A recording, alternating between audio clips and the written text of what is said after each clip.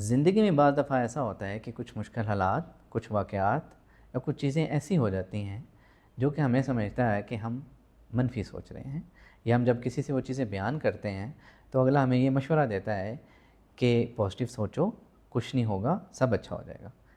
सुनने में ये बात बहुत अच्छी लगती है, लेकिन बतौर माहिर नफ्सियात मैं ये बात आपको बताना चाहता हूँ कि बहुत ज़्यादा पॉज़िटिव सोचना भी एक हद तक मनफ़ी सोचना ही है। क्यों?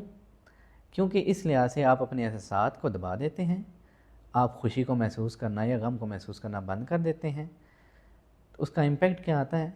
आप अपने आप की पर्सनैलिटी के अंदर वो चीज़ें लेके आ जाते हैं जिनमें आप अपने आप को सबमिसिव रखना चाहते हैं, या आपको ये लगता है कि आपके एहसासात किसी काम के नहीं हैं।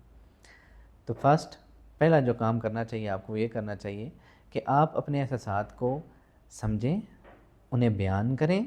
जब आप बयान करेंगे तब आप उन्हें समझ के बयान करके फिर उनको हील कर सकते हैं, और इस तरह आप अपनी ज़िंदगी को भी बेहतर बना सकते हैं। सिर्फ वेरीफाइड डॉक्टर से अपॉइंटमेंट बुक कराओ। ओला डॉक, डॉक्टर का अपॉइंटमेंट आसानी से।